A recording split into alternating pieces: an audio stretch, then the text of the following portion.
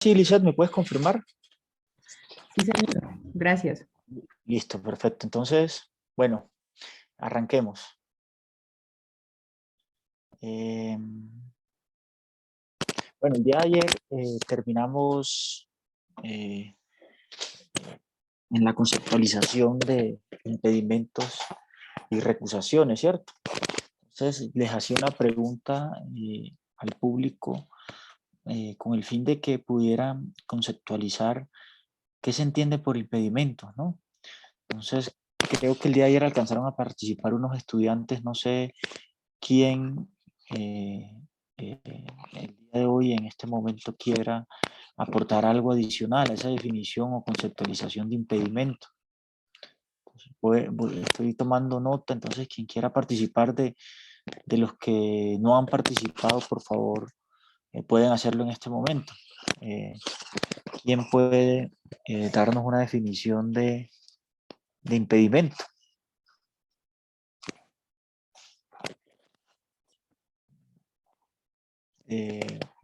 Está Carlos en línea. Y Carlos ya ha tenido una buena participación, tiene buena nota. No sé qué otra persona. Pues si no se anima otra persona, escucho lo que nos tiene que comentar Carlos. Dice que está Henry Varela. Varela Henry. ¿Qué nos puede decir Henry frente a los... No, Henry también participó, otra persona, por favor, que no haya participado. Recuerden que quien no participe, pues lamentablemente su nota no será la más satisfactoria. Sánchez Marino también tiene participación. Brian Franco. Sí, doctor, buenas noches. Yo todavía no tengo participación, doctor. Ok, lo escucho. Bueno, yo entiendo el impedimento como aquella circunstancia que imposibilita a algún funcionario público, no tiene que ser solamente juez de la República, sino que también pueden ser autoridades administrativas, de conocer un caso o llevar adelante algún tipo de proceso, ¿cierto? Eso puede ser ya sea para asegurar de pronto la imparcialidad del proceso, asegurar un derecho a la defensa, o sea, yo creo que ahí se derivan diferentes circunstancias que vayan dirigidas más que todo a no afectar a una de las partes que hagan parte de un proceso. Así entiendo yo el impedimento, doctor.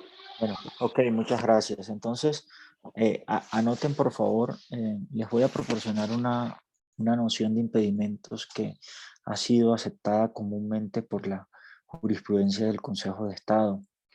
En ese orden, la jurisprudencia del Consejo de Estado entiende los impedimentos o entiende que los impedimentos están instituidos en nuestra legislación como garantía de la imparcialidad que deben tener los funcionarios judiciales en el desempeño de su labor. Es decir, han sido establecidos estos impedimentos para hacer efectiva la condición o el principio, perdón, de imparcialidad y el principio de transparencia por el cual debe velar el juez o el funcionario judicial competente en la toma de decisiones. Entonces, aquí hay dos elementos trascendentales que ustedes pueden notar en la definición de impedimento y es el principio o la condición de imparcialidad y el principio de transparencia. Digamos que eso, a partir de esos principios se obliga a que los jueces se separen de las decisiones de las decisiones que pueden resultar afectadas por algunas de las circunstancias específicas que se han señalado del Consejo de Estado. Entonces, tengan en cuenta ahora que la ley procesal estableció de manera taxativa y de aplicación restrictiva unas causales de impedimento y recusación, cuya configuración en relación con quien deba decidir un asunto determina la separación de su conocimiento, ¿no? Desde esa característica entiendan que se trata de una excepción al cumplimiento de la función jurisdiccional y por tal razón las causales están debidamente delimitadas por el legislador, de manera que no pueden extenderse discrecionalmente por el juzgador o en la interpretación judicial. Entonces, tengan en cuenta tres características, ya les di el concepto, ahora tengan en cuenta tres características clave de los impedimentos. La primera es que los impedimentos las causas de impedimento están señaladas en la ley. Ese señalamiento, esa definición que hace la ley de esas causales son taxativas y son de interpretación restrictiva. Y además tengan en cuenta otra característica que identifica la filosofía de estos impedimentos, y es que los impedimentos son una excepción a la función jurisdiccional. Son una excepción a la función jurisdiccional. Entonces, desde dicho punto de vista, en garantía de la imparcialidad de la administración de justicia, es necesario analizar en cada caso si las circunstancias alegadas por quien se declara impedido serán constitutivas de alguna de las causales previstas en el artículo 140 del Código General del Proceso o en el artículo 130 del CEPAC. Entonces, ahí en esos artículos, les repito, 140 del Código General del Proceso y 130 del CEPACA están reguladas las causales y el procedimiento de los impedimentos y de las recusaciones. Ahora bien, ¿quién en este momento quiere participar y señalar una diferenciación puntual entre lo que se entiende por impedimento y recusación? ¿Cuál sería una característica de cada institución que las diferencia? No sé quién quiera participar. Doctor, buenas noches. Eddie. Ay, Eddie, hombre, me disculpo, y es que ya usted ha tenido varias participaciones, qué pena con usted. Ya usted tiene acá unas notas, una buena nota, entonces si es posible, algún otro compañero que no haya participado. Yo en algún momento, cuando ya hayamos avanzado en otros temas, no se preocupe, usted podrá participar, pero realmente quiero evaluar a las personas que no participan, porque a veces me preocupa mucho el silencio, pues porque asumo o que no entienden o que algo pasa, ¿no? Entonces, alguien que quiera participar distinto a... Doc, perdón, no me deja levantar la mano. ¿Quién me habla? José Misael. José Misael Ortega, ¿cierto? Guillén Ortega, sí, señor. Guillem. Usted también tiene una buena participación, pero pues no sé quién más quiera. No hay Doctor nadie Felipe más. Camaño. Felipe Camaño. Listo, Felipe, lo escucho. Bueno, doctor, digamos, una de las características principales existentes entre... Dígame una diferencia entre impedimento y recusación. Ok. Digamos que una de las principales diferencias es que la recusación tiene lugar o nace directamente del funcionario investido de impartir justicia, del funcionario investido de jurisdicción. Y la segunda se produce por iniciativa de los sujetos procesales inmiscuidos en algún conflicto. Muchas gracias. Bueno, entonces, aquí les voy a dar la diferenciación, y está bien relacionada con lo que manifestaba el estudiante Felipe, ¿no? La diferenciación se debe hacer desde la legitimación que tienen los sujetos sobre los cuales recae la titularidad de dichos mecanismos excepcionales a la función jurisdiccional, en un caso concreto. Entonces, desde ese punto de vista, tengan claro que el impedimento implica la actividad del servidor público. Siempre la persona sobre la que recae el impedimento debe poner en duda su actuación judicial en virtud de las circunstancias especiales definidas en la ley. mientras que la recusación implica la potestad impugnadora de la imparcialidad del funcionario por una de las partes. Recuerden, la recusación implica la potestad impugnadora de la imparcialidad del funcionario por parte de una de las partes.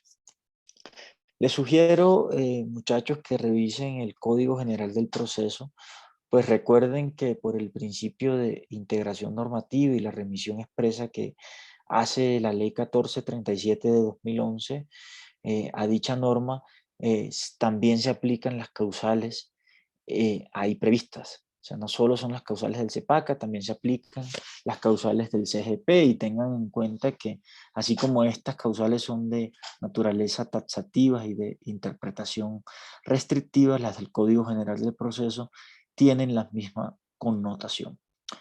Ahora revisemos las causales que están previstas en el CEPACA. Recuerden que estamos revisando el artículo 130 del CEPACA. Dicho artículo 130 consagra 4 causales, las cuales se caracterizan por tener un criterio subjetivo y otro objetivo. ¿Qué se entiende por ese criterio subjetivo que está inmerso en esas causales de impedimento? Ese criterio subjetivo está dado por cuanto la ley define al juez, su cónyuge o compañera permanente o alguno de sus parientes hasta el segundo grado de consanguinidad, segundo de afinidad o único civil como sujetos activos del impedimento. Entonces, este tema ya lo hemos podido revisar en otras temáticas del proceso contencioso. Entonces, acá recuerden que hay un criterio que prima en estos impedimentos, y es ese criterio orgánico que está dado por el sujeto que interviene o que debe intervenir en la controversia o en el litigio o en la actuación judicial de la cual esté conociendo el juez sobre el cual recae el impedimento.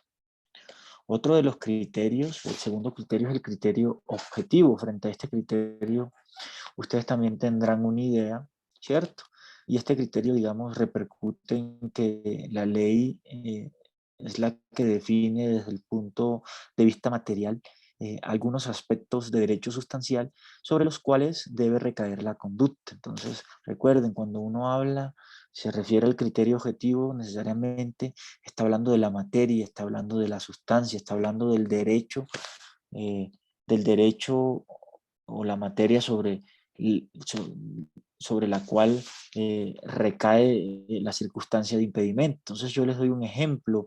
Por ejemplo, fíjense que en esas causales de impedimento hay unos criterios materiales que están enunciados ahí, como por ejemplo haber participado en el acto administrativo enjuiciado por la jurisdicción de lo contencioso. También otra causal en la que se puede revisar este criterio material tiene que ver con tener la calidad de servidor público en la entidad que concurre como parte del proceso, o tener la calidad de asesor o contratista o de terceros que concurren eh, eh, al proceso, ¿no? Ahí está inmerso un criterio material. Pues ustedes leerán servidor público, asesor o contratistas, pero esas personas, ahora que lean las causales, se darán cuenta que concurren en virtud ya sea de un proceso de nulidad o en virtud de un proceso de nulidad y restablecimiento, o en virtud de un proceso. Y esas temáticas, digamos, son las causas que justifican la existencia de esas circunstancias específicas de impedimentos. Ahora miremos textualmente cómo fueron consagrados esos impedimentos en el artículo 130 del CEPAC. Entonces, hagamos una lectura de la causal primera. Dice así la causal primera: cuando el juez, su cónyuge, compañero o compañera permanente o alguno de sus parientes, hasta el segundo grado de consanguinidad, segundo de afinidad o único civil, hubieran participado en la expedición del acto enjuiciado, en la formación o celebración del contrato o en la ejecución del hecho u operación administrativa material a la controversia. Entonces, Fíjense cómo esta primera causal combina esos dos criterios, ¿no? Primero da una definición desde el punto de vista de los sujetos, y ahí define que es el juez, el cónyuge o el compañero que se encuentren bajo alguna relación de parentesco, ya sea por consanguinidad o por afinidad, y que hubieran participado en el acto administrativo que se enjuicia, o que hubieran participado en el contrato que se enjuicia, o que hubieran participado en el acto, la operación administrativa o el hecho que produjo la controversia, ¿no? En esos casos es claro que el juez o el funcionario judicial que conozca del asunto debe declararse impedido, es su deber. La segunda, causal de impedimento, también reúne los mismos sujetos desde el punto de vista orgánico: juez, cónyuge, compañero permanente, bajo el mismo supuesto de consanguinidad y de afinidad, ¿cierto? Y señala desde el punto material que el impedimento deberá declararse por el operador judicial cuando hubieran intervenido esos sujetos en condición de árbitro, de parte, de tercero interesado, de apoderado, de testigo, de perito o de agente del Ministerio Público en el proceso arbitral en el cual la jurisdicción de lo contencioso administrativo conozca sobre el recurso de anulación de dicho laudo. Entonces fíjense que esta es una causal bien precisa, esta es una causal de interpretación restrictiva, y que procede exclusivamente en esos casos, es decir, cuando en esos casos relacionados con el recurso de anulación de los laudos arbitrales, cuando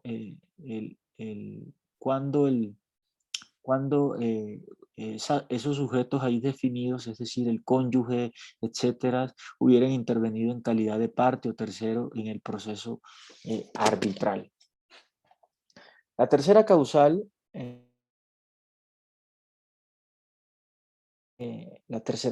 mismos sujetos,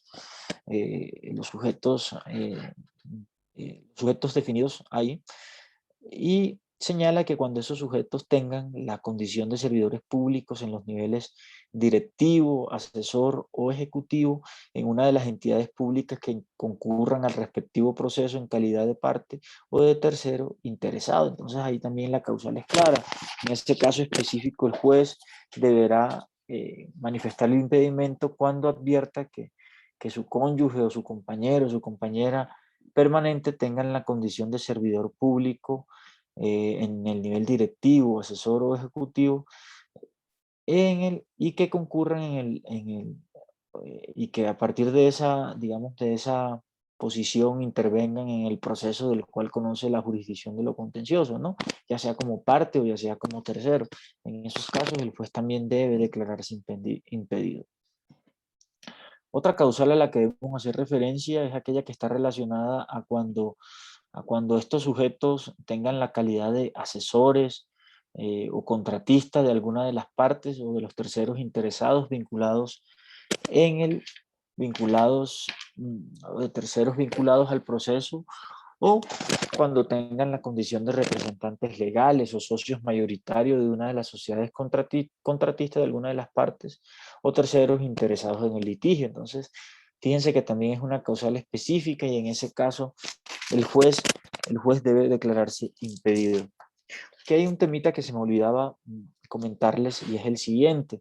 Si ustedes revisan el artículo 130 del CEPACA, ahí se darán cuenta que señala lo siguiente, y señala que los magistrados y jueces deberán declararse impedidos o serán recusables en los casos señalados en el Código General del Proceso. Ojo con esto, tengan en cuenta, porque ahí la pregunta es la siguiente, y me dirán: doctor, profesor, si usted nos dijo que las causales son de interpretación restrictivas y taxativas, entonces ¿por qué se aplica el Código General del Proceso, ¿no? Porque se supone que si aplicamos un criterio, si aplicamos un criterio de especialidad de la ley cuando se presentan conflictos, entonces debería regir la ley 1437 de 2011, pues es la ley especial de lo contencioso administrativo y no el CEPAC. Entonces aquí tengan en cuenta algo: aquí no aplica ni ese criterio, ni el criterio jerárquico. ¿Por qué no aplica el criterio jerárquico? porque ambas normas, tanto el Código General del Proceso como el CEPACA, son leyes ordinarias, ¿no? Son leyes ordinarias. Recuerden que el Congreso es quien tiene la facultad de expedir los códigos, entonces el criterio jerárquico aquí no resuelve ningún asunto. El criterio especial tampoco resolvería aquí ningún asunto porque, por la sencilla razón que el mismo artículo 130 en concordancia con el artículo 312 o 310 tal vez del CEPACA que ordena en los aspectos no regulados remitirse al CGP, permite la aplicación de las causales del Código General del Proceso. Entonces, en conclusión, para que lo tengan claro, se aplican tanto las causales del CEPACA como las causales del CGP, por la sencilla razón de que el mismo CEPACA permite expresamente que se apliquen las causales del Código General del Proceso, no obstante de que pues, en la jurisprudencia del Consejo de Estado se manifieste y de la Corte Constitucional que estas causales son taxativas, se aplican solo las que están señaladas en la ley y también que son de interpretación restrictiva. Ahora quiero que tengan en cuenta que el trámite de los impedimentos está previsto en el artículo 131 de la ley 1437 de 2011, frente a lo cual cuando tengan algún tiempo les recomiendo que hagan una lectura detenida de ese trámite, ¿cierto? Por ahora voy a enunciarles algunos aspectos de la norma que rigen dicho procedimiento, ¿no? Que rigen ese trámite de cómo se deciden los impedimentos. Entonces tengan en cuenta la primera regla, y la primera regla es sencilla, y es que el impedimento siempre debe manifestarse por escrito, y ese escrito debe informar de manera concreta, precisa y sucinta los hechos y razones por las cuales se considera que se configura el impedimento. La segunda regla tiene que ver con el mismo escrito y consiste en que ese escrito debe seguir en turno. Quien podrá acoger el conocimiento del proceso, es decir, podrá declarar fundado el impedimento o también podrá devolverlo al juez, por considerarlo que la causal que alegó no tiene ningún fundamento, o como ustedes lo conocen, podrá declarar que el impedimento es infundado. Otra de las reglas para que tengan en cuenta es que cuando el impedimento comprende todos los jueces, entonces deberá remitirse el proceso al superior para que lo decida, ¿no? Pues tengan en cuenta que digamos, la mayoría de juzgados, excepto el de Bogotá, que creo que también está dividido en secciones, la mayoría de juzgados no tienen estos jueces dividido por secciones, ¿no? Entonces, cuando sucede esto, que el impedimento comprende todos los jueces de un circuito judicial, el proceso deberá remitirse al superior para que lo decida. Entonces ya ustedes tienen claro que ese proceso corresponde, que el estudio de ese impedimento corresponde al Tribunal de lo Contencioso Administrativo del circuito donde se haya interpuesto el mismo. También tengan como regla presente esto: cuando el impedimento concurra en un magistrado, dicho funcionario deberá dirigir el escrito al ponente o a quien le sigue en turno. Recuerden que esas salas, los magistrados funcionan por salas, y dentro de esas salas siempre hay un magistrado que tiene la ponencia del proceso. Entonces, cualquier magistrado que se declare impedido para adoptar una decisión o para conocer y estudiar del asunto deberá manifestarlo al ponente o a quien le sigue en turno en la sala, ¿no? Y en caso de que la sala encuentre fundado ese impedimento, cuando se afecte el quórum decisorio, se nombrará un conjuez, ¿cierto? Esto aplica, digamos, en los casos en que el magistrado manifieste el impedimento y el impedimento recae sobre todos los magistrados de la sala, ¿no? No solo sobre el ponente, sino sobre los demás magistrados. Entonces, en esos casos, si la sala plena encuentra fundado el impedimento, y para que no se afecte el quórum decisorio y la decisión pueda adoptarse la decisión y pueda surtir sus efectos jurídicos, se deberá siempre nombrar un conjuez. Cuando el impedimento, digamos, que alcance a todos los integrantes de una sección del Consejo de Estado o tribunal, el expediente deberá ser enviada a la sección que le sigue en turno, ¿no? Otra de las reglas, digamos, es la siguiente. Si el impedimento comprende a todo el tribunal, el expediente será remitido al Consejo de Estado. Entonces aquí aplica la misma regla de los juzgados. Cuando el Consejo de Estado se declara impedido, el expediente, y cuando el tribunal se declara impedido, entonces el expediente será remitido al Consejo de Estado. Yo no sé si ustedes recuerdan estas demandas que presentaron los magistrados e incluso presentaron los jueces para que se les nivelara el salario. Es decir, por allá en 1992 se expidió una ley que le fijó un salario a los consejeros, a los magistrados de alta corte, y también ordenó que los magistrados debían ganar el 30% de lo que se ganaban esos magistrados de alta corte, y asimismo los jueces deberían ganar el 30% de los que se ganaban esos magistrados. Entonces, ¿qué pasó? Todos los jueces y magistrados demandaron. Inicialmente los magistrados demandaron, y cuando el proceso en primera instancia obviamente todos se declararon impedidos, pues ¿quién conoce sobre ahí hay un impedimento natural, y es que eso es un asunto que está relacionado con la misma función que ellos desarrollan, ¿no? Y es que y es específicamente el interés que hay en el proceso, ¿no? El interés que hay en el proceso, hay un interés directo. Esa causal está definida en el Código General del Proceso. Entonces, ¿qué pasó? Pues al declararse el tribunal impedido para conocer de esas demandas por esa causal, el proceso pasó al Consejo de Estado. ¿Y qué pasó en el Consejo de Estado? Pues obviamente el Consejo de Estado, muchos de los jueces, muchos de los magistrados, al tener interacción con estas personas, o porque muchas de estas personas hicieron parte de esos despachos, entonces se dijo que también había un interés directo ahí en la decisión, ¿no? Entonces, ahí lo que pasó fue que se nombraron conjueces, y los conjueces fueron los que decidieron muchas de estas demandas que presentaron los empleados de la rama judicial.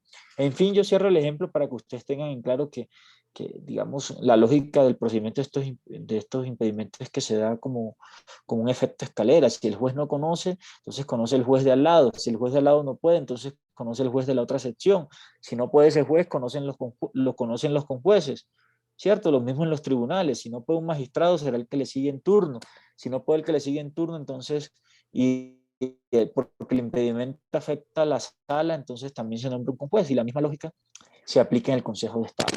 La última regla a la que quiero hacerles referencia está relacionada con que si el impedimento comprende a todos los miembros de la sala plena o de la sala de consulta y servicio civil del Consejo de Estado, entonces se nombrará un conjuez por sorteo.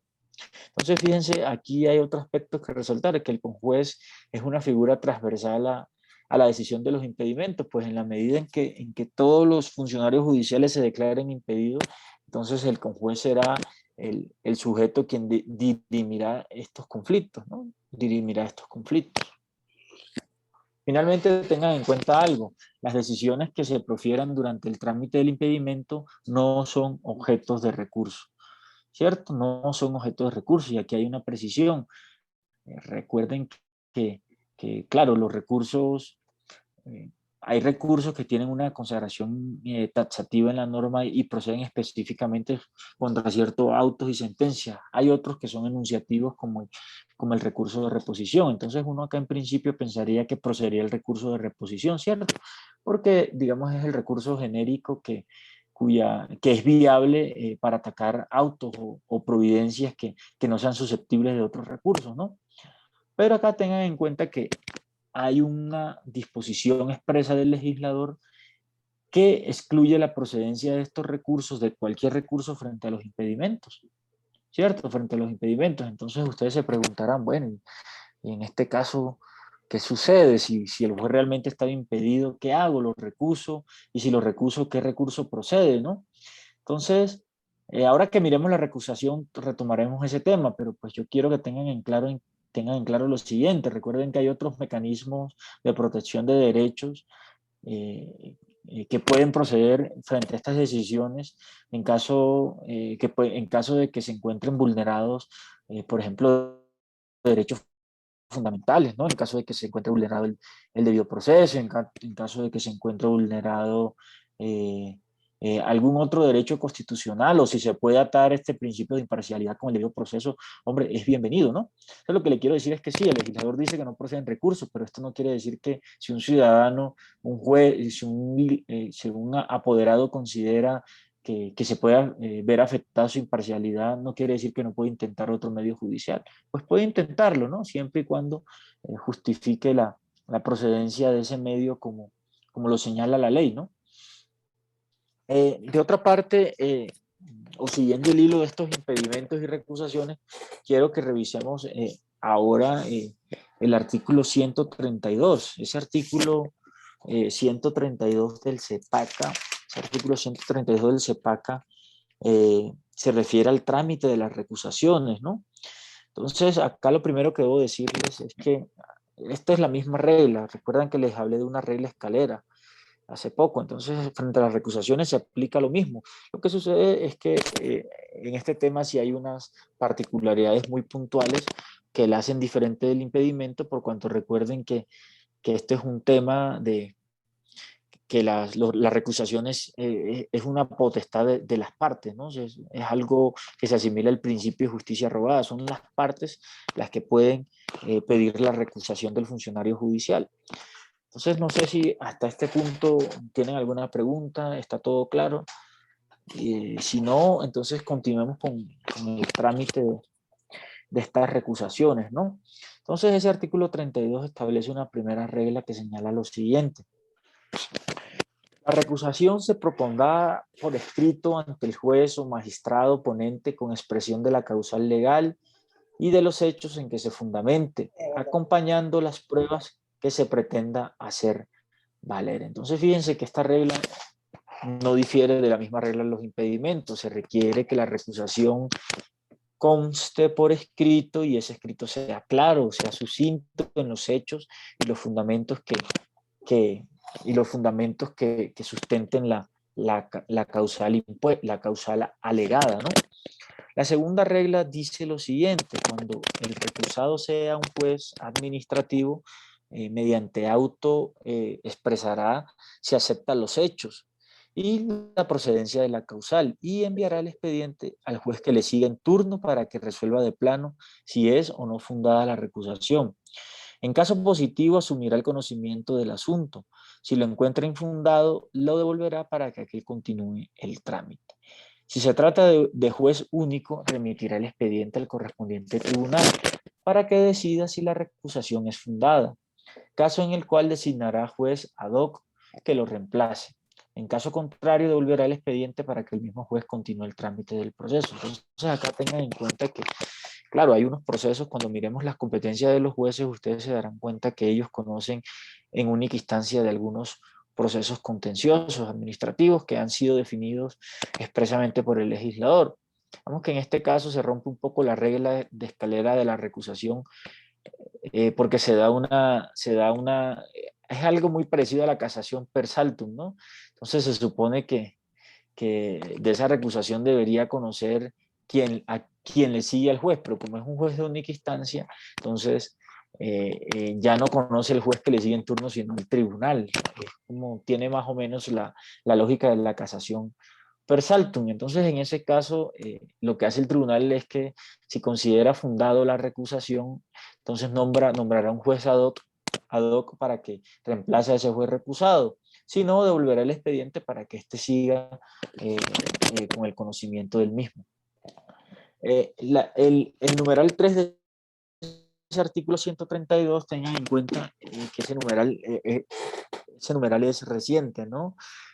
Sufrió una modificación por el artículo 22 de la ley 2080 de 2091.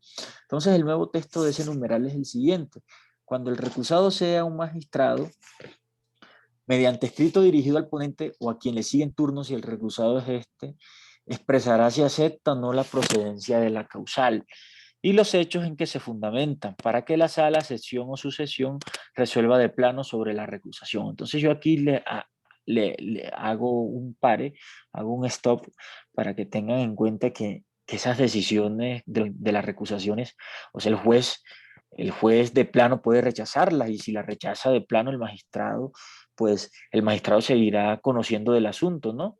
Eso es lo que dice la norma. La norma le está dando la facultad al magistrado, incluso le da la facultad al juez de que si considera que la circunstancia específica alegada como recusación no recae en la función que él está desarrollando, entonces él puede rechazar de plano esa recusación. Si no la rechaza, entonces la pasará al magistrado que tenga en turno, quien expresará si acepta o no la procedencia a la causal. Entonces, en esos casos, si la sala encuentra fundada, pues obviamente la aceptará y, y continuará con el conocimiento del procedimiento, de acuerdo al reparto que hagan en el tribunal. Cuando se afecte el quórum decisorio de la sala, se integrará una nueva con los magistrados de otras subsecciones o secciones que indique el reglamento interno del tribunal. Digamos que solo se ordenará sorteo de conjuez cuando el quórum no sea suficiente. Es decir, en aquellos casos en que, digamos, esos magistrados que concurran de otras sucesiones o de secciones también tengan una causal de impedimento.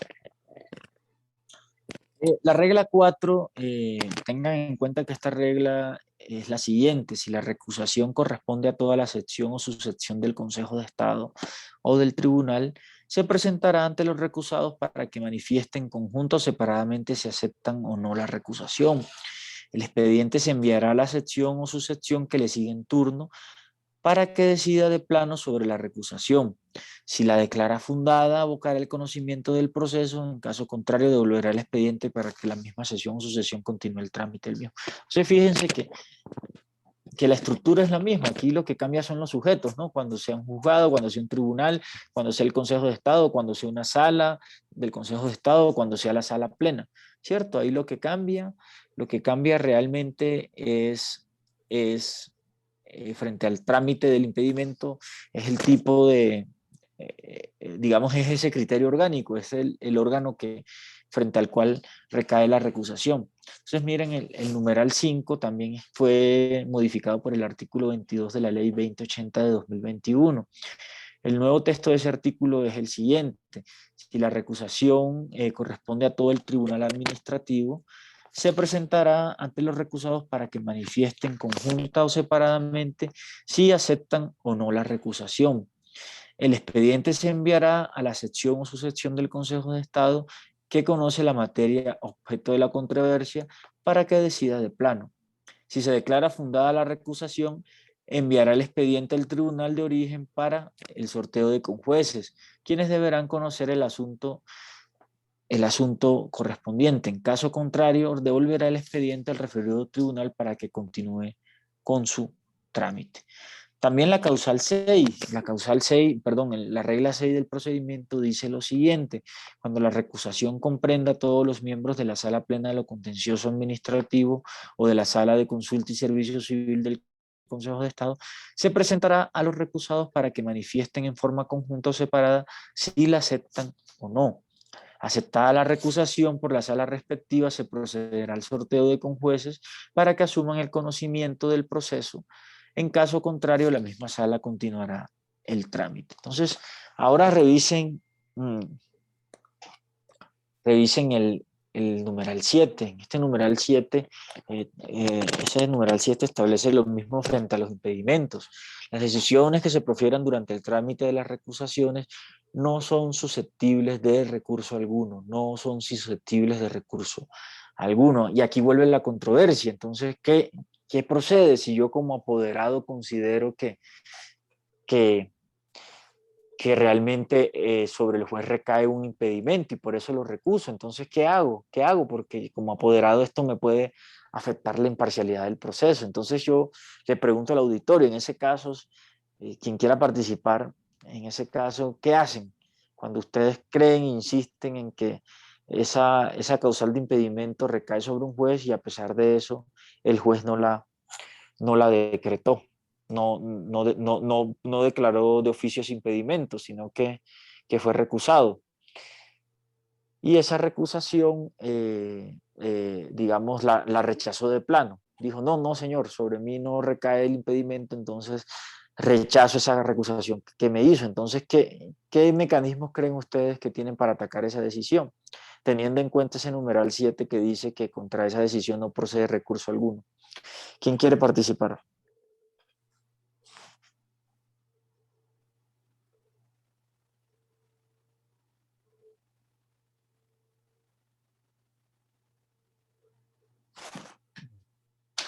A ver, Ángela Pinedo, ¿qué nos puede decir sobre este tema? Pinedo Cardoso, Ángela María.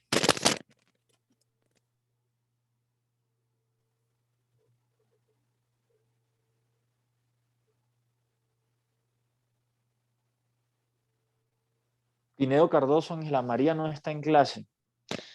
A ver, ¿qué nos puede decir José Antonio Pérez Henao?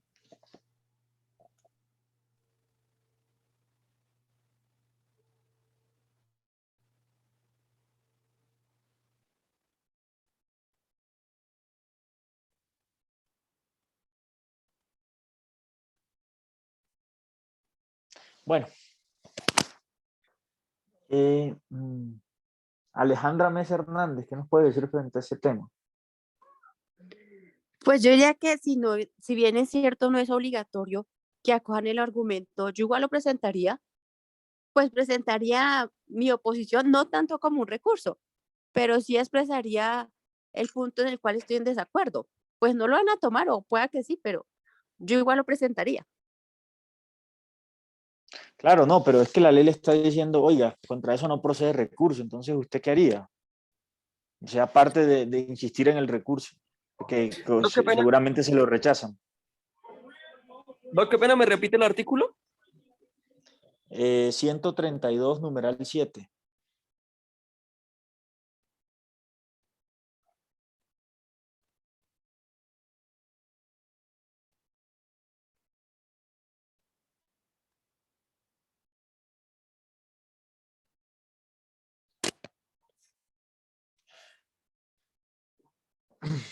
Bueno, entonces, pues yo cuando no sé si están prestando atención o no, si están en otros temas, pero cuando les hablé de los impedimentos, les decía eso, o sea, que no procedan recursos, no quiere decir que uno no puede intentar otros medios judiciales, ¿no?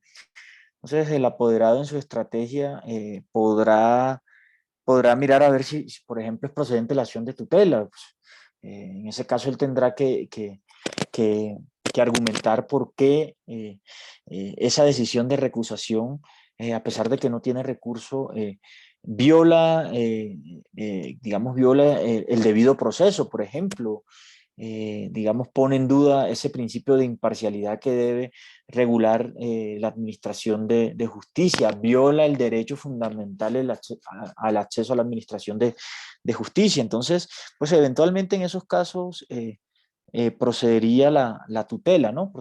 Podría proceder la acción de tutela, claro, que se deben cumplir las cargas procesales que están definidas en el decreto 25 de 1991 para que proceda como mecanismo excepcional y como mecanismo para evitar un perjuicio irremediable. El estudiante Cristian Camilo Bolaños, no sé qué quiera aportar. Doctor, buenas noches. Pues Buenas noches. para mi parecer, en este caso, pues la verdad ya queda en decisión del juez. Si el juez ya decide negar el recurso, pues al no haber posibilidad, mejor dicho, de poder presentar recursos, la acción de tutela para mí sería como un poco complicado, pues como sabemos, la acción de tutela más que todo está enfocada en la protección de derechos fundamentales y en este caso sería un poco complicado, pienso yo, para demostrar la violación al debido proceso. Ya tocaría, no sé, para poder presentar esta recusación, tener unos fundamentos muy fuertes y razones de peso como para poder realmente que esta prospere, pienso yo, doctor. Sí, sí, indudablemente yo creo que la tutela tiene un carácter residual y procederá en los dos eventos que le comenté, cuando digamos, hay una violación de un derecho fundamental y en ese caso, claro, habrá que ligar y sustentar muy bien el derecho al debido proceso y el derecho a al acceso a la administración de justicia, ¿no? Eso es eventual, ¿no? No estoy hablando de una teoría absoluta. Y lo segundo, que pues habrá que fundamentar que si el juez no se declara, si el juez no acepta la recusación, se causará un perjuicio irremediable por cuanto puede verse afectada la imparcialidad que requiere la decisión judicial que se vaya a adoptar. Ligia Susana Bula. Hola doctor, buenas noches. Buenas noches.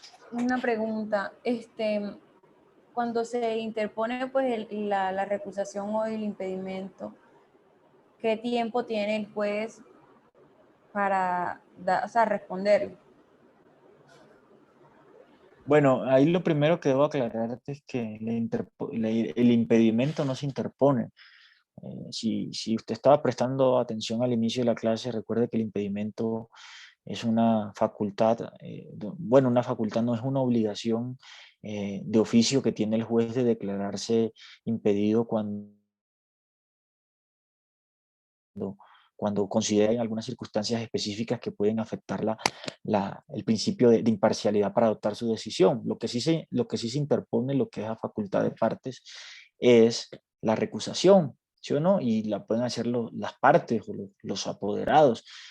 En cuanto a su pregunta específica, la ley no establece un término para que se decidan esas recusaciones, pero pues se supone que debe ser dentro de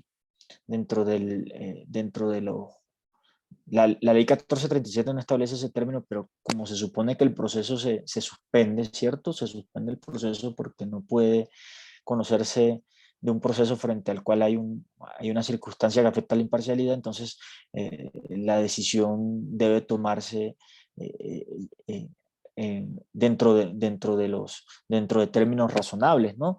No sé, en este momento se me escapa, no sé si algún estudiante puede ayudarme con esa precisión. Tal vez el Código General del Proceso pueda tener un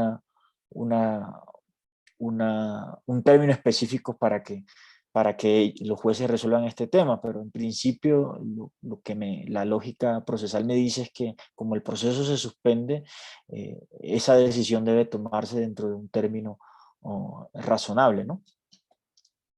5 días. 5 días. Sí, 5 días. Bueno, eso está en el Código General del Proceso, 5 ¿cierto? días, doctor. Ok. Listo, muchas gracias. Muchas gracias por la precisión, ¿no? Edi Paternina, ¿quieres aportar algo? Antes dice así, en el mes ordenará entre cuando cualquier persona presente una recusación, el recusado manifiesta si acepta o no la causal invocada dentro de los 5 días siguientes a la fecha de su formulación. Ok. ¿Qué artículo es, Daira? Déjeme y se lo busco bien con el artículo exacto, ya le doy. Es una norma del Código General del Proceso, ¿cierto?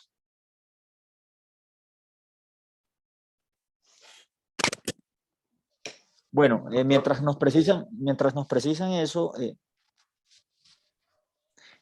bueno, ya lo último que debo comentarles este tema es que, ojo, tengan cuidado también con esto, ¿no? Si en aquellos casos en los que el apoderado insiste en la recusación y que el juez insiste en que esté infundada, puede suceder que el juez, porque tiene la potestad, le imponga multas a ese apoderado, ¿no? Siempre y cuando se encuentre probado la temeridad o la mala fe, ¿no? Entonces, esa multa está establecida en el inciso final de ese artículo 132 y dice que se le podrá condenar solidariamente a estos apoderados que actúen con temeridad o mala fe al insistir en la recusación con una multa de 5 a 10 salarios mínimos legales mensuales vigente, sin perjuicio pues, de la investigación disciplinaria a la que hubiere lugar. La única diferencia es que la decisión que sí imponga esa multa, pues será susceptible del recurso de reposición. Yo lo estaba buscando, y me pasó con el concepto. Ok, ahora en el receso tratamos de ubicar ese artículo y le damos la referencia a los compañeros. Es el Por aquí ve 142. 142. Ok, gracias, Osorio Jesús, ¿cierto? Y también está en el Sí, concepto señor. 245 del 2019 del Departamento Administrativo de la Función Pública. Muchas gracias, Aira. Bueno, entonces, continuemos ahora. Finalmente tengan en cuenta esto, el artículo 133 del Doctor, CEPACA. qué pena, ¿Sí? doctor Cristian Bolaños, otra vez. Tengo Cristian, una apreciación y de pronto una duda, doctor, no sé si usted me la pueda resolver. En el caso, ¿sí? por ejemplo, de la recusación, el juez la niega, no hay recurso, ¿no es cierto? Entonces, digamos que el proceso continúa. En caso de que la sentencia sea desfavorable a la persona que solicitó la recusación, Ujú. ¿se podría argumentar este tema de la recusación para la apelación? Y si se puede, el juez de segunda instancia lo tendría en cuenta o simplemente se descarta ya porque se negó la recusación. ¿Ahí cómo se manejaría ese asunto? No, pues eso es una pregunta difícil bueno, pues difícil no, tocaría precisar el asunto específico sobre el cual recaería, ¿no? Recuerde que la causal específica puede ser que, que sobre la sentencia haya existido algún problema de interpretación sobre algún punto de derecho a raíz de que el juez no se declaró impedido, o puede ser que la sentencia estuvo afectada por un defecto desde el punto de vista formal o desde el punto de vista sustantivo, ¿no? O sea, me queda difícil, si usted no me plantea una situación específica del tema, precisarle si procedería o no, porque, pues, como le reitero, tocaría hilar la causal de recusación específica digamos, con la ratio decidendi de la decisión que se quiere impugnar, ¿no? Pero digamos que en principio, yo creo que en principio sería un tema complicado, pero dependería de la argumentación de la sentencia y de la hilación que se puede hacer con esa causal de recusación. Desde luego, se puede alegar, eso se puede alegar, pero le repito, recuerde que el recurso de apelación procede sobre esos puntos de derechos manifestados en la ratio decidendi. Entonces, si la recusación nada tuvo que ver con el asunto de fondo que resolvió el problema jurídico, entonces quedaría muy complicado sustentar la apelación con base en una recusación. Doctor, buenas noches. Muchas gracias, doctor. Bueno, sí, señor. Doctor, qué pena. Yo precisamente había alzado la mano precisamente con la pregunta y al aporte que había manifestado un compañero anteriormente, y es porque en realidad, ¿qué pasa con los procesos que son de única instancia y los jueces no quieren o no contestan, no resuelven favorablemente esa recusación?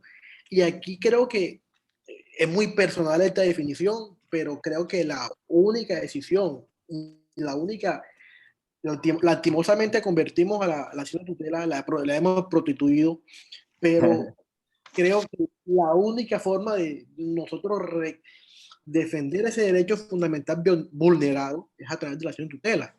Y no me parece complicado como lo manifestaba un compañero anterior, porque es que debido al proceso en realidad está vulnerado, que es el derecho fundamental, y digamos que el perjuicio irremediable es muy fácil demostrarlo en este caso.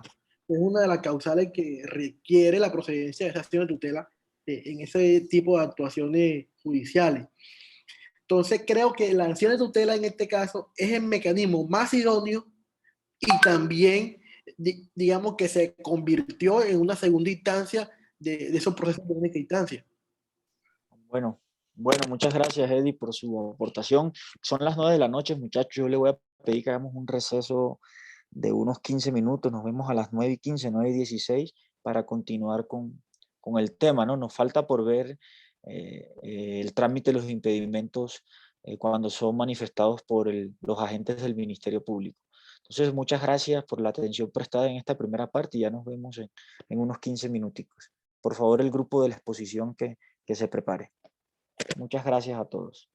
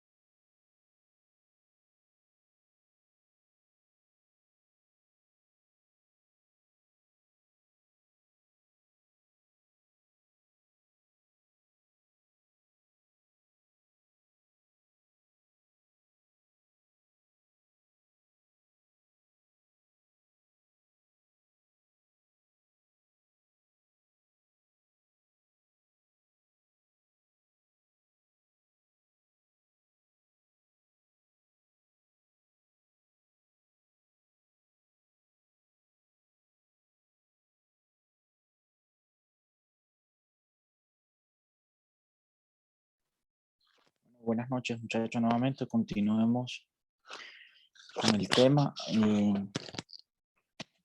Lo último que quiero que tengan en cuenta el artículo 133 del CEPACA, las causales de recusación e impedimento aplicable a jueces, magistrados y consejeros de Estado también son aplicables a los agentes públicos.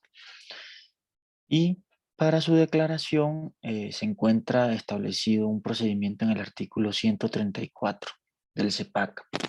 Ese artículo 134 del CEPACA señala las siguientes reglas de procedimiento.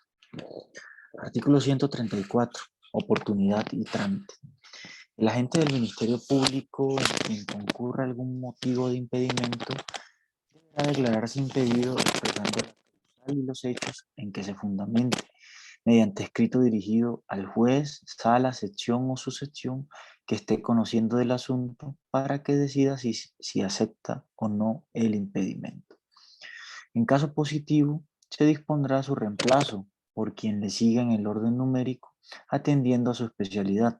Si se tratare de agente único, se solicitará a la Procuraduría General de la Nación la designación del funcionario que lo reemplace. Entonces, fíjense que aquí hay una particularidad frente al impedimento que manifiesta el Ministerio Público. Y recuerden, aquí cambia un poco, digamos, esa legitimación para resolverlo, porque recuerden que los jueces, consejeros y magistrados, ellos mismos lo hacen de oficio, mientras que el Ministerio Público, que si bien es un sujeto procesal, no lo manifiesta ante el procurador, sino que lo manifiesta ante los jueces que están conociendo el caso. Entonces aquí hay una diferencia, digamos que aquí hay una situación como esa que marca la diferencia entre el impedimento, entre el trámite del impedimento de los jueces, magistrados y consejeros y del Ministerio Público.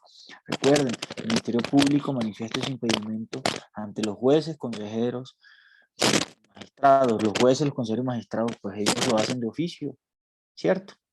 Y hacen esa manifestación de que le dan el expediente al otro juez para que defina si está fundado o no el impedimento.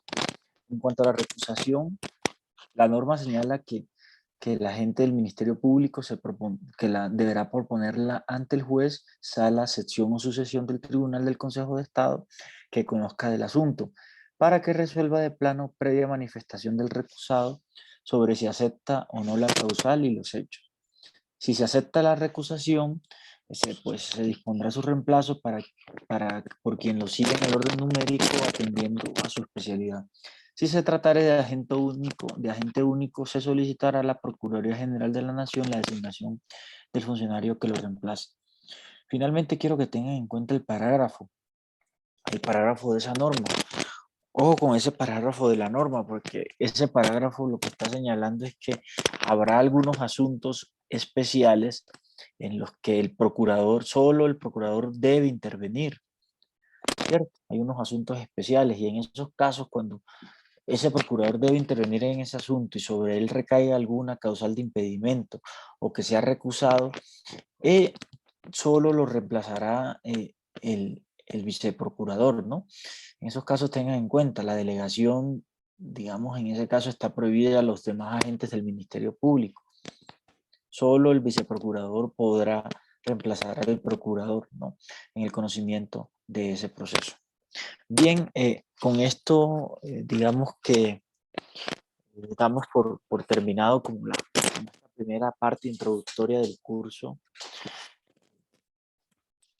La parte introductoria del curso, recuerden que hemos abordado varios temas y que están relacionados con aspectos generales del derecho contencioso administrativo. En ese orden, recuerden que ya hemos visto los fundamentos del derecho procesal administrativo, los principios del derecho procesal administrativo. Y el último tema que estábamos viendo era la integración de la jurisdicción de lo contencioso, cómo se conforma la jurisdicción de los contenciosos, cuáles son sus órganos, cuál es la estructura de esos órganos, cómo esos órganos toman decisiones, cuál es su régimen de vacaciones, qué tipo de providencias se piden estos órganos. Además hicimos mucho hincapié en la historia, en cómo cómo surgió la jurisdicción de lo contencioso administrativo en Colombia. En fin, terminamos muchos temas que nos llevó al día de hoy a culminar con el tema de los impedimentos, ¿no? Entonces, con este tema de impedimentos declaramos como concluida esta parte del curso que tiene que ver con la integración de la jurisdicción de lo contencioso administrativo. Y ahora les propongo que veamos un tema que yo creo que los apasionará más, es aquel que está relacionado con el concepto, la delimitación y los alcances de los medios de control de los cuales conoce la Administración de Justicia, la jurisdicción de lo contencioso administrativo. Yo creo que este es un tema de los más esperados porque pues ya aquí vamos a hablar de acción, ya vamos a hablar de demanda, ya vamos a hablar de pretensiones, ya vamos a hablar de temas más precisos de derecho sustancial. Entonces espero que sea de su agrado las disertaciones que voy a preparar a lo largo de este capítulo. En ese orden de tema que les propongo, entonces les sugiero el siguiente índice que al menos vamos a revisar en esta clase y en la clase de mañana. Entonces el primer tema que les propongo que revisemos frente a los medios de control está relacionado inicialmente con algunos aspectos sustanciales que individualizan la procedencia de la acción contenciosa administrativa a partir de los medios de control. Lo segundo que le propongo será revisar cada uno de los medios de control, ¿no? Cada uno de los medios de control, y en ese sentido la propuesta es precisar el concepto, precisar el alcance, precisar la regulación y precisar, en fin, todos aquellos aspectos procesales y sustanciales que caracterizan a esos medios de control que definió la Ley 1437 de 2011.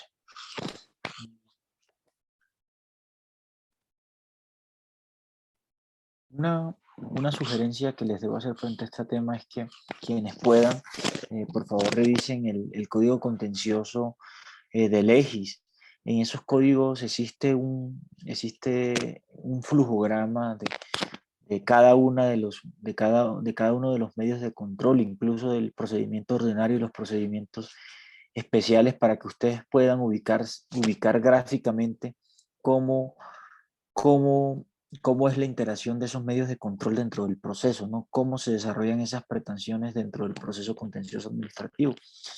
Esos códigos, pues yo tengo ese código y voy a tratar en lo posible de subirle escaneado algunas imágenes de cómo se desarrollan esos procesos, cómo se refleja esos medios de control de acuerdo a los procedimientos establecidos en el código contencioso, ¿no? Entonces, en lo posible lo voy a hacer y estén pendientes en el aula virtual. Empecemos con el primer tema de la propuesta y tiene que ver con la conceptualización de los medios de control, ¿no? Conceptualización de los medios de control. Para llegar a esa conceptualización de los medios de control, tenemos que revisar unos antecedentes muy puntuales. Lo primero, por favor ubíquense en el Código de lo Contencioso Administrativo, en el título 3, parte segunda.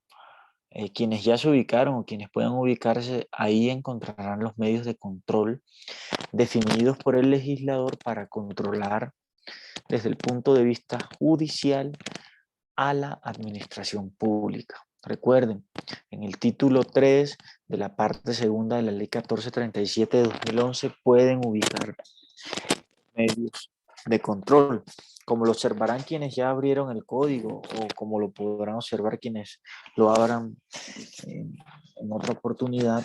En los artículos 135 a 148 están individualizados los medios de control.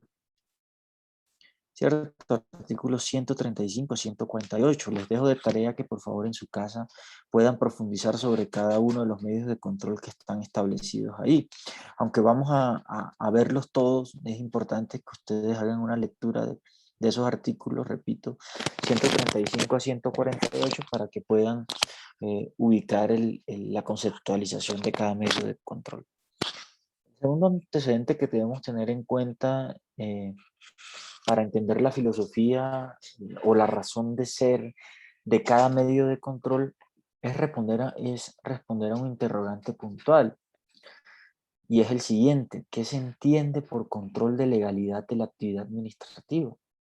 ¿Qué se entiende por eso?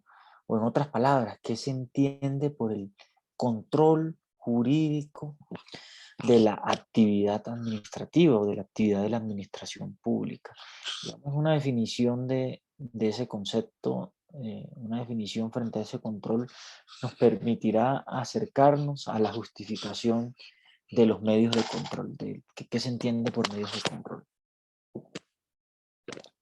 Entonces, por control de legalidad de la actividad administrativa o control jurídico de la actividad administrativa, se entiende aquellos medios jurídicos puestos en movimiento por los administrados para el mantenimiento de la legalidad y la protección de los derechos subjetivos, de los derechos fundamentales, de los derechos colectivos, mediante la interposición de recursos o la formulación de acciones. Entonces, ahí pueden ver claro en esa definición que aparecen dos elementos claves de ese control jurídico y que tiene que ver como una forma de ejercerle un control a la actividad administrativa que desarrolla la administración, ¿no? Y que se hace, o el medio que está previsto para ejercer ese control lo ha diseñado el legislador y repercute o se refleja en la interposición de recursos o en la formulación de acciones. Como puede inferirse de esa definición, el control de legalidad de la actividad administrativa o el control jurídico son fundamentalmente dos controles. Ese control se divide en dos, tiene una subdivisión. El primero es el control administrativo o gubernativo y el segundo es el control jurisdiccional. Ese control administrativo o gubernativo es el que se ejerce a través de los recursos, se establece a través de unos recursos puntuales en sede de la administración pública. El segundo control, es decir, el jurisdiccional, como ustedes podrán inferirlo de su definición, ese control se ejerce por vía de acciones. A partir de esa definición, entonces preguntémonos ahora cuál será la justificación constitucional de ambos controles. ¿Cuál será la justificación de ese control administrativo o gubernativo? ¿O cuál será la justificación de ese control jurisdiccional? Anoten por favor la respuesta a dicho interrogante. La respuesta a dicho interrogante es la siguiente: la justificación constitucional de esos controles parte del principio de legalidad. Ténganlo bien en cuenta. Parte del principio de legalidad, el cual ustedes podrán observar por cuanto la ley reconoció al administrado medios de control para lograr la sumisión de la actividad administrativa a la ley, ya sea por vía de recursos o ya sea por vía de acciones. Entonces, ahí el tema es claro: la justificación constitucional del control jurídico que se ejerce sobre la administración tiene su sustento constitucional, como la mayoría de normas del derecho administrativo, en el principio de legalidad. ¿Y por qué en el principio de legalidad?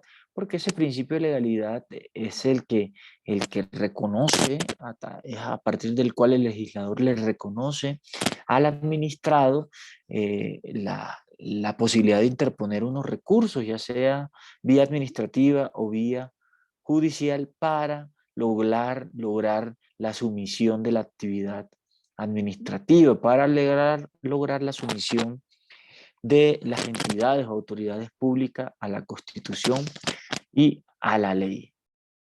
Dichos recursos y dichas acciones que tienen o que se derivan de ese principio de legalidad reciben la denominación jurídica, la denominación genérica de controles jurídicos, controles jurídicos. Acá recuerden, por favor, que la relación entre administración y administrado, o gobernante o gobernado, como ustedes quieran llamarlo, es plenamente jurídica, pues entre ambos existe una franca correlación de derechos y obligaciones recíprocos, ¿cierto? Esta parte yo creo que es clara. La relación que tenemos como ciudadanos frente a la administración pública y la relación que existe entre funcionarios públicos parte de la correlación que existe entre derechos y obligaciones recíprocos y que está regido por la Constitución y por la ley. Entonces, en ese sentido, lo que quiero decirles desde el punto de vista de la administración es que el deber de la administración, existe un deber de la administración de sujetarse al ordenamiento jurídico y a su vez de hacer efectivos los derechos individuales, los derechos colectivos, los derechos grupables, ya sea de oficio o en virtud de una decisión ejecutoriada.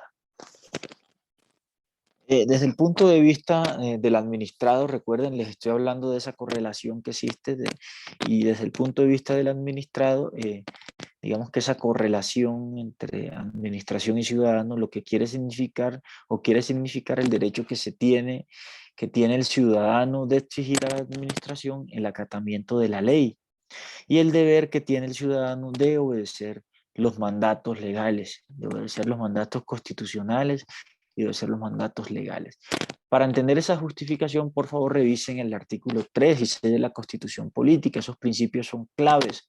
El artículo 3, recuerden que consagra el principio de soberanía y dice que por ahí ese artículo, digamos, trae las teorías del contractualismo, inicialmente de Hobbes, posteriormente de John Locke, que hablan de la soberanía, que señalaban de Jean Baudin también, que hablan de la soberanía, que esa soberanía residía en el pueblo y que el pueblo la transmitía a unas autoridades quienes se encargaban de ejercer la representación. Entonces, ahí en ese artículo 3 está este concepto de correlación administrativa. Y también en el artículo 6 de la Constitución, recuerden que ese artículo 6 de la Constitución señala el principio de responsabilidad y dice que los particulares responderán por infringir la ley, así como los funcionarios y las entidades públicas serán responsables por lo mismo, por infringir la Constitución y la ley. Entonces, como pueden observarlo en las descripciones precedentes, podrían identificarse dos formas de control jurídico. El primer control es el control que se establece, que se realiza por medio de recursos, y el segundo control es el que se realiza por medio de acciones. El control por recursos se ejerce normalmente frente a la misma autoridad que expidió el acto administrativo y corresponde al típico control administrativo por cuanto se cumple ante los organismos y entidades que conforman las ramas del poder público en sus distintos niveles, cuando éstas ejercen funciones públicas. ¿Y cómo se ejerce ese control por recursos? Es un tema que ustedes también ya deben tener claro, ¿no? Ese control por recursos se ejerce mediante la vía administrativa o la vía gubernativa, como le llamaban en el anterior decreto, y tiene, digamos, que una función o tiene la finalidad de que la autoridad revise sus propios actos, revise los vicios de forma, los vicios de fondo de sus propios actos administrativos con el fin de que los modifique, los aclare, los revoque o los saque del ordenamiento jurídico. Esta definición de control, pues yo se las traigo con el fin de que ustedes puedan diferenciar, ¿no? Porque cuando uno habla de control jurídico, el control jurídico enmarca los dos controles, el administrativo y el judicial, y se las traigo con el fin de que ustedes sepan que si bien esto está relacionado con el proceso contencioso, no es un tema que debamos desarrollar acá porque pues, esto hace parte de otro curso y por ende escapa de nuestro alcance, escapa del alcance de esta clase. Pero me parece importante que ustedes aprendan a diferenciar ambos controles, porque cuando a uno le hablan de jurisdicción de lo contencioso, existe una relación entre el control vía de recursos administrativos y el control vía jurisdiccional. Nada más recuerden que existen unas acciones jurisdiccionales que se encargan de revisar la legalidad de esos actos administrativos. Pero enfocémonos en el control por acción. Ese es el control que nos interesa realmente para este curso.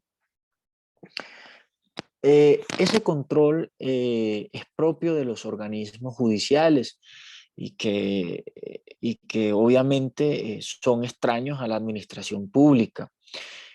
Y se caracteriza principalmente porque tiene, digamos, tiene un contenido jurisdiccional que se ejecuta o que se manifiesta a través de acciones concretas. Dentro de ese control por acción se encuentran las denominadas acciones contencioso-administrativas, que recuerden ustedes estaban establecidas en el derogado decreto 01 de 1984 y que en la actualidad son conocidas como medios de control en la ley 1437 de 2011. Ojo con eso, ojo con esa diferenciación, porque no pueden ustedes confundir los términos en la actualidad conforme a la norma vigente, no pueden ustedes confundir los términos acciones de lo contencioso administrativo con medios de control. Pues se trata de uno de los cambios trascendentales que hizo la ley 1437 de 2011. ¿Cierto? Acá la problemática objeto de discusión se centró en que el código anterior utilizó los conceptos de acción y pretensión como sinónimos. Ustedes recordarán que en el anterior código contencioso se enunciaba la acción de reparación directa, se enunciaba la acción contractual, se enunciaba la acción de nulidad y restablecimiento, se anunciaba la acción de pérdida de investidura, en fin, varias acciones se enunciaban en ese decreto 01 de 1984. Pues bien, lo que consideró el legislador en la ley 1437 de 2011 es que el concepto de acción debe revisarse desde el punto de vista procesal. Ojo, el concepto de acción debe revisarse desde el punto de vista procesal. ¿Y esto qué quiere decir?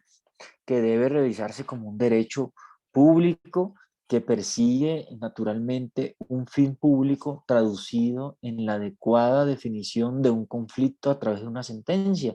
Ese es el concepto formal, procesal del derecho de acción. Repito, ese concepto formal de derecho de acción persigue un fin público único y ese fin público único se traduce en la adecuada definición de un conflicto a través de una sentencia. Eso es lo que busca la acción, la definición de un conflicto a través de una sentencia. Entonces, desde ese punto de vista es que debe revisarse el concepto de acción y no desde el concepto material o sustancial de acción, pues desde dicha concepción se confundía la acción con la lección propia del derecho sustancial, es decir, se entendía la acción como el poder de reaccionar contra la violación de ese derecho sustancial y en tal sentido la acción no era diferente del derecho subjetivo violado. Entonces, en tal orden, la fricción estuvo en ese punto, ¿no? En que el decreto 01 de 1984 trajo digamos, definió cada una de las acciones y digamos que las confundió con ese concepto de pretensión. Recuerden, acción, digamos, acción de reparación directa. Entonces, la reparación directa ¿es una acción o es una pretensión? Desde mi punto de vista, para mí es una pretensión. Cuando el Estado le causa un daño, ¿usted qué pretende? Pues que lo repare directamente, ¿cierto? Y no es una acción como tal.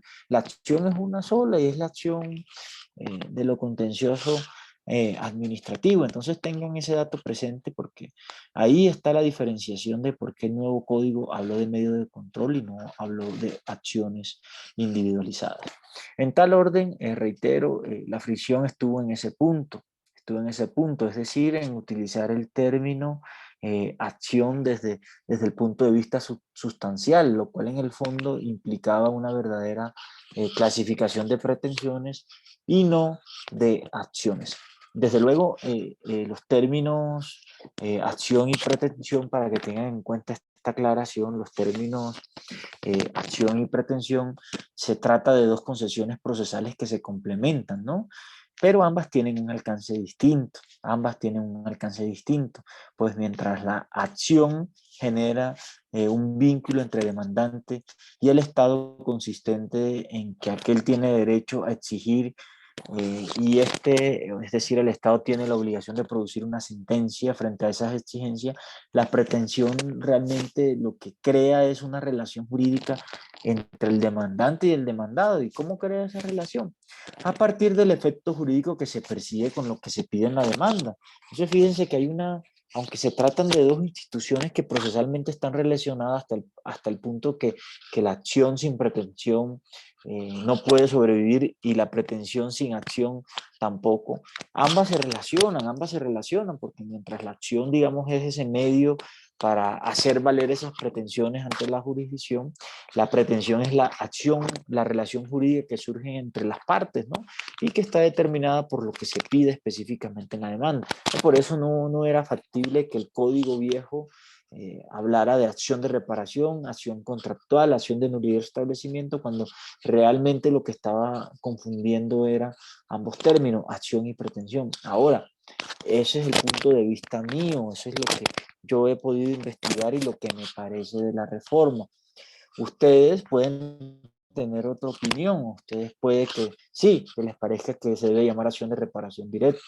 Incluso existen autores que manifiestan los contrarios y ustedes lo pueden averiguar. Hay autores como Carlos Betancur Jaramillo. Incluso hay un artículo que le subiré el día de mañana al aula virtual que se refiere a este tipo, a esta controversia, al cambio que surgió en la ley 1437. Yo les voy a subir el artículo y lo pido que lo lean porque ahí pueden profundizar muchas de las cosas que les traje hoy a esta clase. Entonces, en este momento yo creo que dejemos hasta acá porque ya me estoy comiendo el tiempo de los compañeros que tienen la exposición el día de hoy. Yo le concedo la palabra para que hagan su disertación y mañana continuamos con este tema. Acuérdense que quienes quieran averiguar esto pueden hacerlo. En este momento estamos mirando por qué el Código Contencioso nuevo habló de medios de control y no de acciones como estaban consagradas en el anterior Código Contencioso. Entonces le damos la palabra a los estudiantes Chávez, Viviana, Hurtado, Juan Carlos, y Varela Ríos, Henry Yesid, y Rodríguez Vela, Felipe Arturo. Entonces, por favor, iniciar con la exposición. Tienen 16 minutos. Es una exposición concreta, corta, entonces los escuchamos. Doctor, solo para mencionar, en ese grupo está también Ramiro Sanabria, soy yo. Ah, Sanabria, ok. Sanabria Ramiro. Ok, ya yo lo ubico acá y por favor inicien. Ah, sí, Sanabria Ramiro Alonso, aquí lo tengo. Entonces, por favor, concreta, la exposición es concreta. Esa es una sentencia larguísima, yo les di un capítulo concreto, entonces por favor aterrizar lo que queremos conocer de esa sentencia. Buenas noches, doctor. Sí, muchas gracias. Buenas noches, compañeros. Pues el grupo 5, como lo ha manifestado el doctor, está conformado por el doctor Ramiro Sanabria, Felipe, Juan Carlos, Viviana y la suscrita Viviana Martínez. El tema que nos corresponde es la atribución del Consejo de Estado como juez constitucional.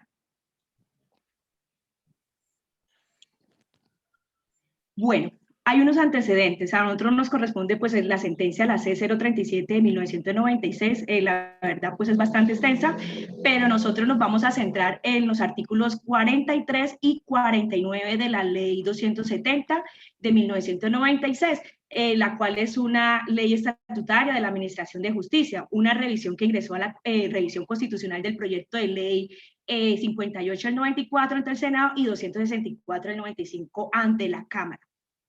Entonces,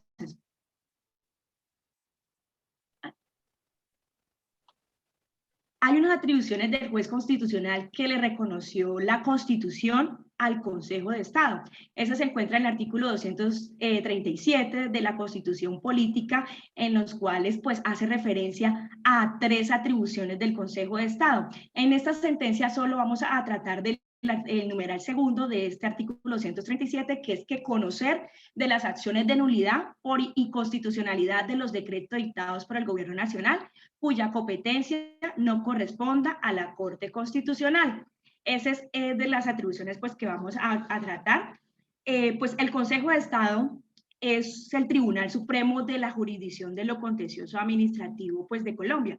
Y en tal virtud, conforme a la atribución que le reconoce la Constitución, es de conocer de las acciones de nulidad por inconstitucionalidad contra los decretos dictados por el Gobierno Nacional que no sean de competencia de la Corte Constitucional, pues de los casos de pérdida de investidura de los congresistas y de la acción de nulidad electoral de acuerdo a la ley. Esta atribución consiste en resolver las controversias y litigios de mayor importancia, pues originados en los actos, en los contratos, en los hechos, en las comisiones y operaciones sujetos al derecho administrativo, en los que esté involucradas las entidades públicas o los particulares, pues cuando se ejerza una función administrativa. Pues asimismo, pues se fijan unas pautas jurisprudenciales que las autoridades, los magistrados y los jueces de la jurisdicción deben atender para resolver casos similares. Dentro del análisis de la sentencia, como lo había mencionado, el artículo 43 habla de la estructura de la jurisdicción constitucional. Me permito leer acá que la Corte Constitucional ejerce la guarda de la integridad y supremacía de la Constitución en los estrictos y precisos términos de los artículos 241 al 244 de la Constitución Política. El artículo 241 establece pues cuáles son las funciones que debe cumplir la Corte Constitucional. El Consejo de Estado conoce de las acciones de nulidad por inconstitucionalidad de los decretos dictados por el Gobierno Nacional, cuya competencia no corresponde a la Corte Constitucional. También ejercen jurisdicción constitucional excepcionalmente para cada caso concreto. Así como los jueces y las corporaciones que deban proferir las decisiones de tutela o resolver acciones o recursos previstos para la aplicación de los derechos constitucionales.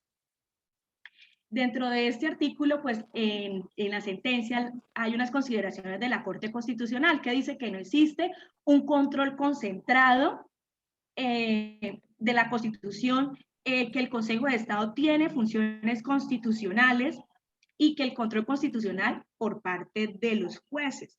Las razones para declarar pues exequible estas expresiones de estructura y constitucionalidad, el Consejo de Estado decidirá sobre las acciones de nulidad y por inconstitucionalidad de los decretos dictados por el Gobierno Nacional, pues cuya competencia no corresponde a la Corte Constitucional ni al mismo Consejo de Estado como Tribunal Supremo de lo Contencioso Administrativo.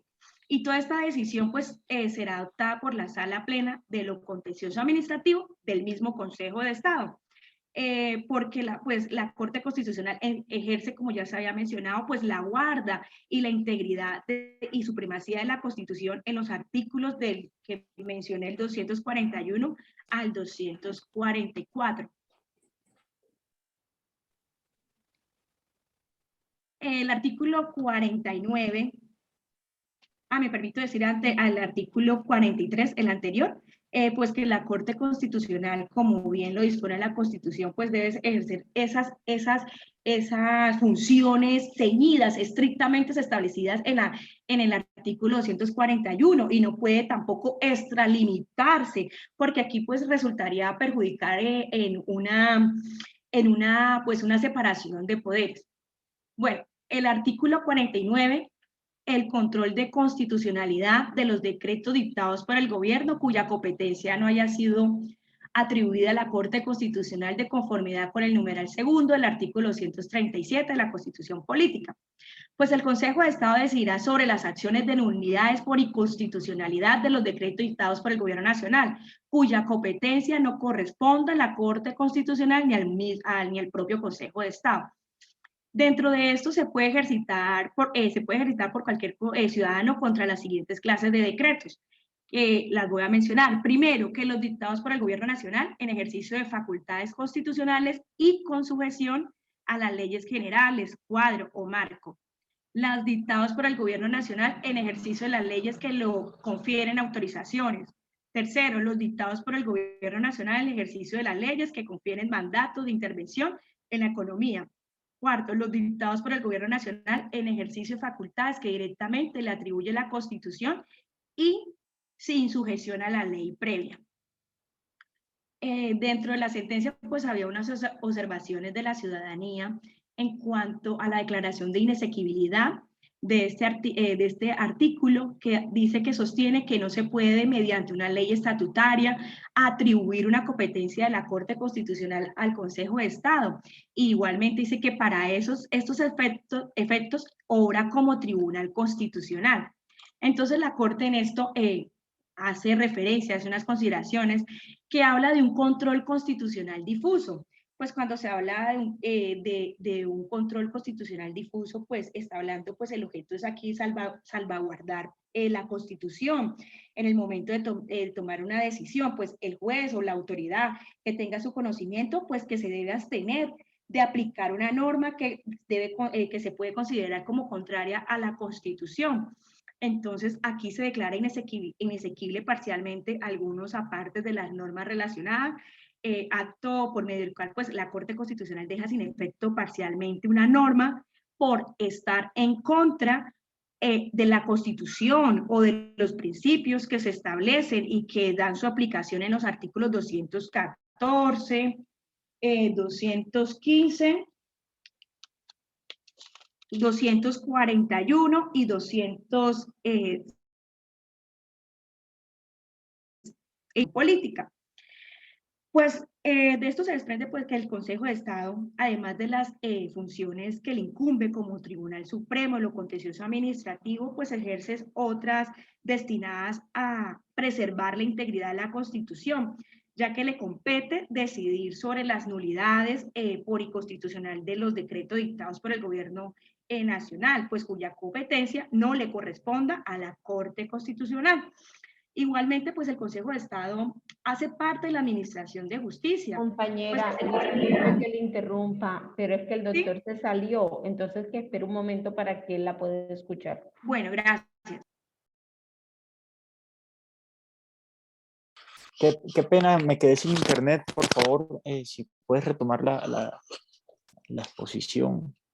Qué pena con ustedes. Bueno, doctor, pues que aquí el Consejo de Estado hace parte de la administración pública, así como lo menciona el artículo 228 de la Constitución Política, que dice que la administración de justicia es función pública, sus decisiones son independientes, las actuaciones serán públicas y permanentes, con las excepciones que establece la ley, y en ellas prevalecerá el derecho sustancial. Entonces, por lo tanto, pues aquí el Consejo de Estado tiene sus atribuciones en cuanto no la tenga la Corte Constitucional. Gracias, doctor.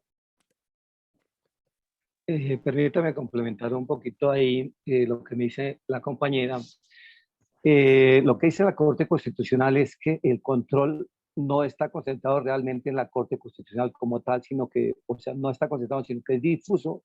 Y dice que es difuso porque pues él hace su participación como Corte Constitucional, pero hay otras entidades como el Consejo de Estado con esta actividad que mencionaba la compañera, que es conocer de las acciones de nulidad por inconstitucionalidad de los decretos dictados por el gobierno que no sean de competencia de la Corte. Tenemos también los efectos interpartes, después, cuando un juez o autoridad administrativa puede abstenerse de aplicar una norma en aquellos eventos en que esta contradiga en forma flagrante el texto de la Constitución. Y también lo vemos cuando los jueces, al resolver un asunto de tutelas, hacen parte de la jurisdicción constitucional. En el artículo 49, principalmente se declaró la inexigibilidad de parte de ese artículo, porque allí mencionan que indica que el procedimiento de la acción de nulidad por inconstitucionalidad será el mismo de la acción de inexequibilidad. O sea que le está facultando al Consejo de Estado de seguir un procedimiento que no está definido en la Constitución, como le mencionaba Viviana al comienzo. Pues tenemos el artículo 237 donde es muy específica su función. Y adicionalmente, porque aquí está diciéndose, es un aspecto procesal, y esta norma que la Administración de Justicia no tocaba este aspecto, entonces era otro aspecto que lo hacía inaccesible. Y aparte de eso, dice que resulta inconstitucional, porque si ustedes vieron en lo que leía mi compañera de algunos decretos, dice que eso es inconstitucional, que el legislador estatutario relacione sobre cuáles decretos debe pronunciarse el Consejo de Estado. Pues esto no está contemplado en el artículo 237, numeral 2, por lo tanto está limitando el alcance del trabajo del Consejo de Estado. Eso en términos generales para complementar.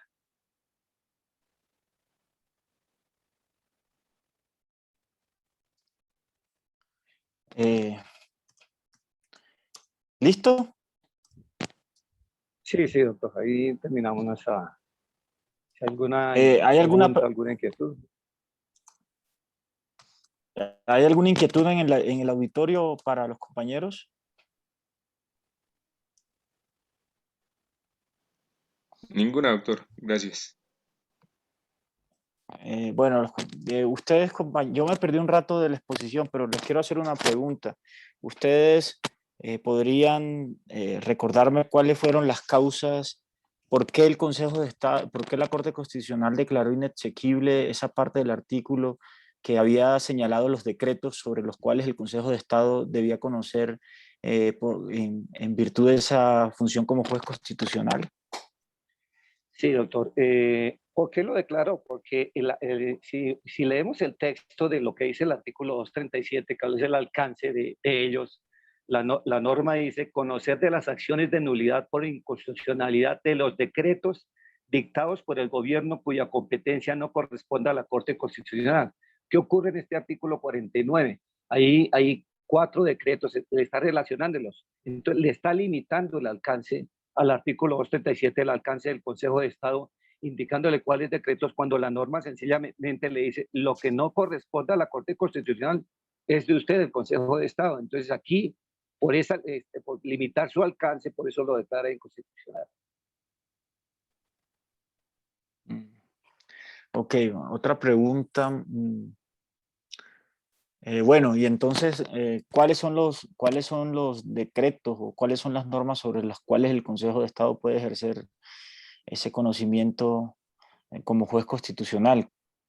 Lo dice textualmente el artículo, dice decretos dictados por el gobierno cuya competencia no corresponde a la Corte Constitucional. O sea, ahí está separando los de la Corte, sus decretos y el resto del Consejo de Estado. No se pueden mezclar, está separándolos. No lo relaciona porque lo dice el motivo de la inconstitucionalidad, de que no se debe mencionar porque la Corte, la Constitución Política en el artículo 237 está diciendo así sencillamente, lo que no corresponda a la Corte Constitucional es del Consejo de Estado, y no entra a numerar cuáles decretos, ni qué perfiles de decretos, ni nada. Bueno, muchas gracias, muchachos. Se nota que leyeron bien la parte de la sentencia. Entonces, si no hay alguna otra pregunta, por favor, bueno, dejemos la clase así. Antes de que terminemos, un aviso, por favor. Lisette, porfa, es que perdí la grabación porque me quedé sin internet. Si es posible, me la puede enviar. Yo le remití mi correo en el chat. Entonces, si es posible, le ruego si me la remite el correo para poder cargarla en el aula virtual. Y lo segundo, Daira, la representante, es que veo que tengo 56 estudiantes, ¿no? Tengo 56 estudiantes, pero normalmente se están conectando entre 40 y 45, ¿no? Entonces yo, como les dije al principio, yo no tengo problema con la asistencia. Quien me impone la asistencia es la universidad, y a partir de ello yo estoy tomando nota, ¿no? Entonces, a esos compañeros que no asisten en clase o las personas que les pregunto y no participan, si no lo hacen o si no vienen a clase, entonces esa nota del 30% será insatisfactoria, ¿cierto? Yo les dije que no rajaba excepcionalmente cuando el estudiante no quiere, Entonces, pues no tendré otro remedio que dejarles esa mala nota. Entonces, por favor, las personas que no asisten o las personas que no han participado o a las personas que les pregunto y no contestan, entonces ya sabrán que tendrán una nota insatisfactoria y los notifico en estrado porque no quiero tener luego reclamos por este tema. Entonces, les agradezco mucho, Daira, que eres la representante del grupo, puedas comunicarle a los demás compañeros que por favor entren a clase o que al menos sean participativos en la clase. Te agradezco mucho. Una pregunta, yo veo que en el chat se está escribiendo el nombre de la asistencia. ¿Eso se va a seguir haciendo? Yo veo que siempre Sí, claro. colocamos el nombre de Todo, asistencia todas las clases todos los días. para que no haya inconveniente con la asistencia, que quede el nombre de cada persona. Todos los días, todas las clases es necesario. Ah, bueno, listo. Sí, para darle claridad a todos. Entendido. Disculpen, o sea, uno tiene que registrarse que está en la clase. En el chat simplemente hacer una Colocar nota el de nombre. presente, fulanito de tal presente, es que eso queda registrado. Yo no hasta el día de hoy no he fallado ninguna y nunca me he registrado, entonces pues para mí no tenía o sea, lo había ignorado. Ténganlo en cuenta para las siguientes clases. Entonces, pues no siendo más, les agradezco mucho y nos vemos el día de mañana para continuar con este tema de los medios de control de la ley 1437. Que descansen. Gracias, doctor. Gracias, doctor.